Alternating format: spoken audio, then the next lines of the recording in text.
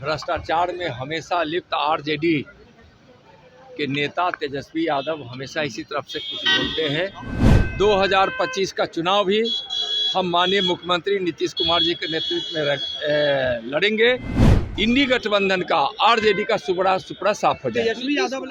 नमस्कार, first year Jharkhand देख रहे हैं आप। मैं हूं आपके साथ सदन सिंह। बिहार विधानसभा चुनाव 2025 में भी वक्त है, उसके ठीक पहले काफ़ी राजनीति हो रही है। क्या एक बार फिर से नीतीश कुमार पलटी मारेंगे? कई राजनीतिक चाणक्य ऐसा अनुमान भी लगा रहे हैं, लेकिन सब पर पूर्ण विराम लग गया है। 2025 का चुनाव जो है, भाजपा ने साफ तौर पर कह दिया कि मुख्यमंत्री नीतीश कुमार के ही चेहरे पर चुनाव लड़ेंगे।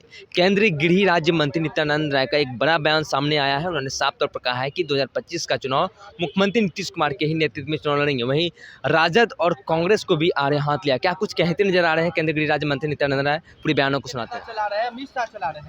देखिए, वो परिवारवादी पार्टी के लोग को ऐसे ही लगता है। भ्रष्टाचार में हमेशा लिप्त आरजेडी के नेता तेजस्वी यादव हमेशा इसी तरफ से कुछ बोलते हैं।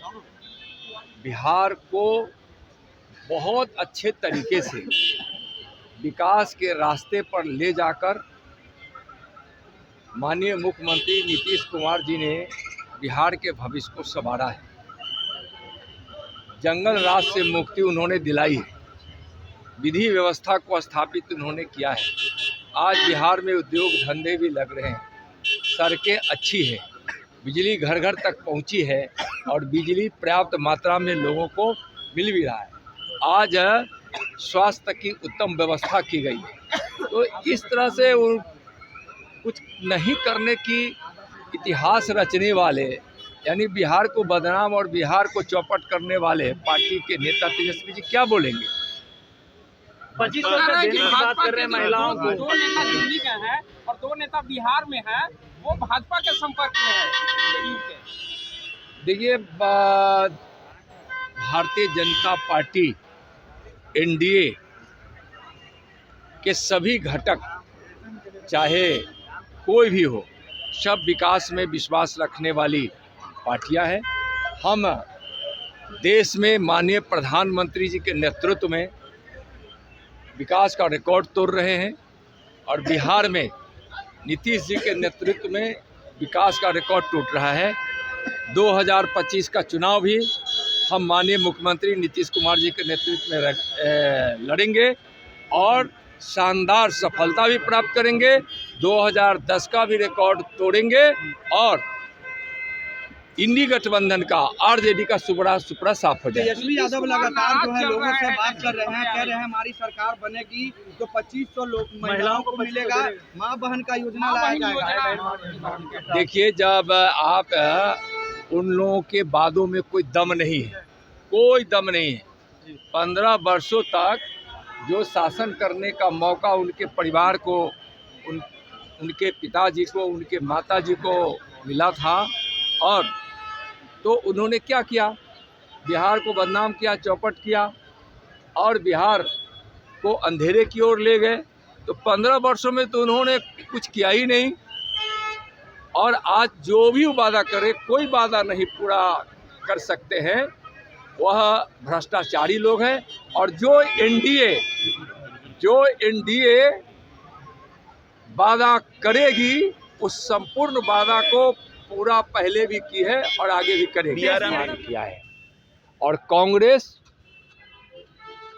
हमेशा अंबेडकर जी को अपमानित ही करने का काम की है। कांग्रेस ने अंबेडकर जी की भावनाएं जो संविधान में निहित है, उसका भी हमेशा अपमान ही की है।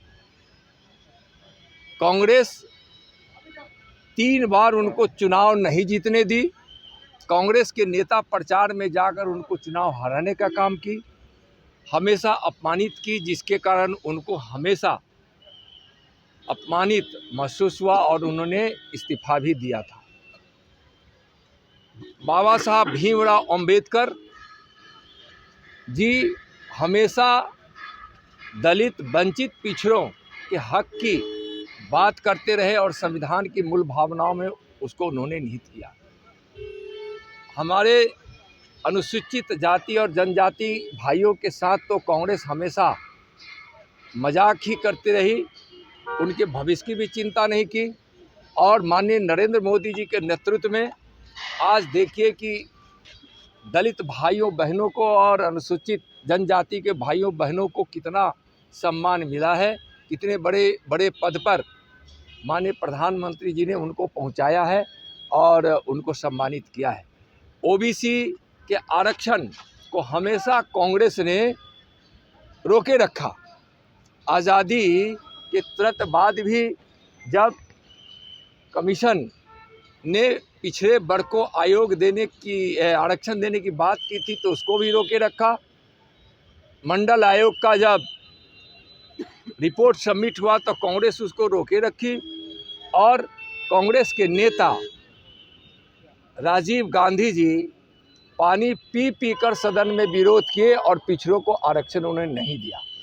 और जब कांग्रेस की सरकार बनी तो कांग्रेस की सरकार में आरजेडी सहित कम्युनिस्ट के लोग भी सम्मिलित थे। कभी उन्होंने ओबीसी को संवैधानिक दर्जा, ओबीसी आयोग को संवैधानिक दर्जा नहीं दिया। ओबीसी आयोग को संवैधानिक दर्जा नहीं देने का मतलब ही यह है कि कांग्रेस समेत उनके साझेदार सारी पार्टियां, इंडी गठबंधन की सारी पार्टियां ओबीसी के आरक्षण का हमेशा खिलाफ करती रही है। यानी वह चाहती थी, बोलती भी थी अगर आरजेडी जैसे संगठन के लोग, लेकिन उनके अंदर की भावना यही होती थी कि हम ओबीसी का हित नहीं करें। जो ओबीसी को संवैधानिक दर्जा देकर माननीय प्रधानमंत्री जी ने ओबीसी को हक दिया है। आप देखे होंगे कि मंत्रिमंडल में भी ओबीसी मंत्रियों की संख्या इतनी ज़्यादा कभी नहीं रही है।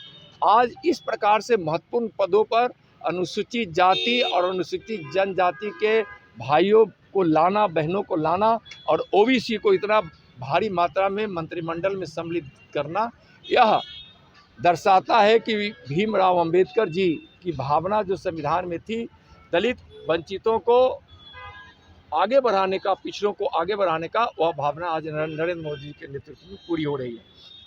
कांग्रेस को तो मोह ही नहीं है कि वह बाबा साहब अंबेडकर के विषय में कुछ बोले, जिसने सब दिन अपमानित किया, सदन में जाने से रोका। वह कांग्रेस आज इस तरह की बात कर रही है। कांग्रेस हमेशा झूठों की पार्टियां रही है, परिवारवादी पार्टी है और कांग्रेस हमेशा लोकतंत्र की हत्या करती रही है, गरीबों का मजाक उड़ाती रही है। गरीबी मिटाओ नारा देने वाली कांग्रेस कभी गरीबों के हित की चिंता नहीं की। लेकिन 10 वर्षों में माननीय प्रधानमंत्री जी के नेतृत्व में आज 25 करोड़ गरीब गरीबी रेखा से बाहर आए हैं। आज गरीबों की इतनी कल्याणकारी योजनाएं चल रही है, जिसके कारण आज दलितों में, पिछड़ों में, वंचितों में और सबों में जो माननीय प्रधानमंत्री जी के द्वारा किए गए कल्याणकारी और विकास के कार्य से जो उनके जीवन में जो खुशियां पहुंच रही है, इससे कांग्रेस, आरजेडी जैसी पार्टियां घबरा गई है और झूठी बातों को लेकर लोगों के बीच में भ्रम फैलाने के काम करने में लगी है। बाबा भीमराव अंबेडकर का हमेशा भारतीय जनता पार्टी सम्मान करती थी, कर भी रही है। आप सोचिए, आज तो आपने सीधे तौर पर केंद्रीय गृह राज्य मंत्री नित्यानंद राय कृष्णा, उन्होंने साफ तौर पर सभी बातों के ऊपर पूर्ण विराम लगा दिया। सीधे तौर पर कह दिया कि 2025 का जो चुनाव है वो मुख्यमंत्री नीतीश कुमार के ही चेहरे पे चुनाव लड़ेंगे, उनके नेतृत्व में चुनाव लड़ेंगे। वहीं कांग्रेस को परिवारवाद की पार्टी बताई है, वहीं राजद के भी ऊपर जमकर बरसे। उन्होंने साफ तौर पर कहा कि वो पार्टी सिर्फ अपने परिवार के हित के लिए सोचती है। 15 साल उन्हें भी मौका मिला, क्या कुछ प्रदेश के लिए, क्या पूरे प्रदेश की जनता ने देखा है। तो बने रहिए फर्स्ट ईयर झारखंड के साथ, मैं सचिन पटना। गोल, जहां 27 वर्षों के सफर में 17,000 से भी अधिक छात्रों ने डॉक्टर एवं इंजीनियर बनकर भरे सफलता की ऊंची उड़ान, जहां साधारण छात्र भी झारखंड टॉपर्स बनकर बना रहे इतिहास। दूरदर्शी शिक्षाविद श्री विपिन सिंह के मार्गदर्शन में मेडिकल एवं इंजीनियरिंग के लाखों छात्रों के लिए आशा की किरण के रूप में गोल, नेशंस लीडिंग इंस्टीट्यूट।